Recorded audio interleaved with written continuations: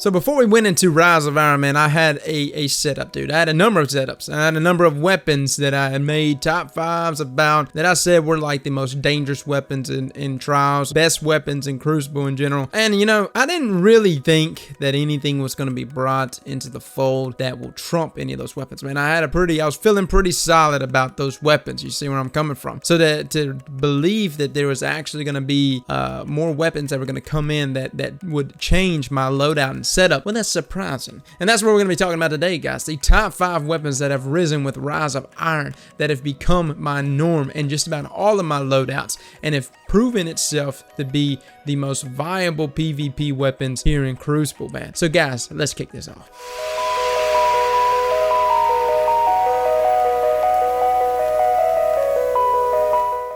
If I got any Jade Rabbit fans in here, man, you will feel right at home with this scout rifle. Chaos Dogma. There's a lot of things that are really going for Chaos Dogma. Number 1, 2 crits, 1 body shot. Just like Jade Rabbit, I actually love this weapon way more than Jade Rabbit, and that's a big thing for me because I've always really liked Jade. And there's something about playing with this weapon a bunch in PvE, you get so used to the recoil, man. I don't know, I can land those consistent headshot after headshot with ease. But just in case you can't land those crits, man, just remember, with this weapon, all you need is 4 body shots to kill anyone. That means that your time to kill for crits is 0.8 seconds, and your time to kill for body shots is only 1.2 seconds, making this the deadliest. But any type of map like Frontier or maps that actually spread the game out, man, it is a deadly weapon to use. It's a death from above, man, and I can tell you right now, this weapon has never let me down.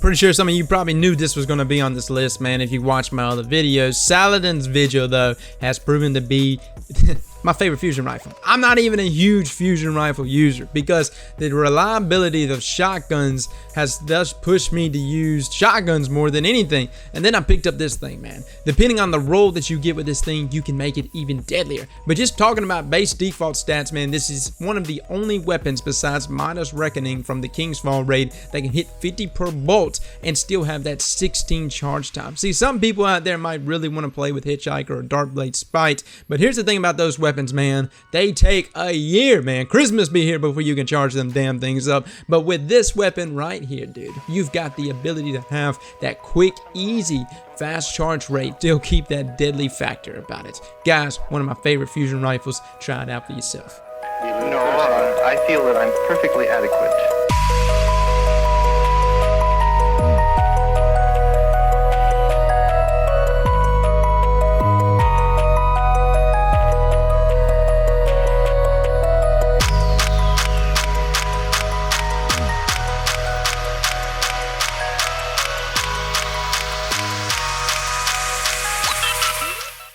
I gotta go with the Palindrome, guys. Just having a hand cannon for once that doesn't have the issue of phantom bullets is amazing. Yes, there might be potentially some things you may miss every now and then due to the factor of bloom and other things, but here's the thing.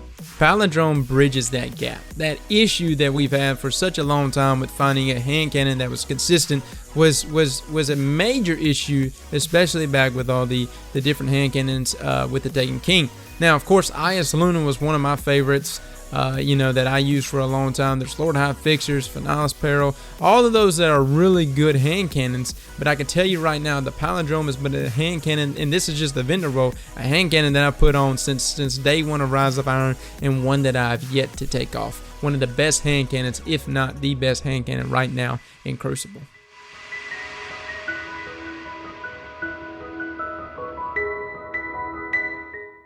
I've played with my fair share of God roll pulse rifles, man, and I can tell you, dude, I didn't think I was going to be sold on this one. Blind Perdition. You know, looking at the stats, nothing about it just seemed to just throw itself up to me as being just God tier. But then after you play with it, after you actually see it in action, once you throw those high caliber rounds on this thing, this damn thing will beat out anyone and everyone in 1v1 fights, man. And that's the key thing about it. And you're talking about someone that has used a God roll grasp melee for months now and has loved it, man. It's done me well. But I can tell you right now, I would put away my God roll grasp to play with blind Perdition any day of the week. For the ones who can't hurt, Jade for a girl who treats me right, 'cause she never hurt me for the things that I feel.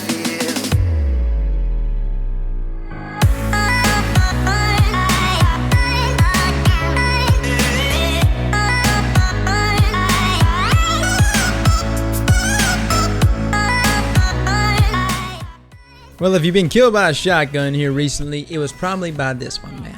Matador 64. Man, it was always deadly. It was deadly, so dead. I remember back in year 1, I actually was doing a weapon comparison between this and Feldwinter, and I just straight up assumed, I was like, man, Feldwinter's got this in the bag. Everybody knows Feldwinter's good. It's damn shotgun snipes. And then I started messing around with this one, and I was like, hold up, wait a minute. Nah, this thing is too much, dude. This isn't a shotgun. It's a fucking bazooka, man. It's just taking people's heads straight off, dude. Killing everybody. And that's what it has done even then and even now, man. It's returned in the same way, same fashion, man. Matador 64 is by far the deadliest shotguns. I'm not, you know, when they threw all these other shotguns that drop in Rise of Iron, I didn't even care, man. I was like, look, man, Matador 64 is coming back. That damn thing is going to be cleaning house. And that's why you see so many shotgun warriors. Now, I'm not saying that shotgun warriors is something that I wanted. It definitely is not a reality that I find preferable, but it's just something that it is. It is a reality now because people are going to use a weapon that is so damn OP, and that's what Matador is, dude. It is OP. The ability to extend past that impact, throw down aggressive ballistics, go even further than what the limits of shotguns need to even be, and that's what this weapon is.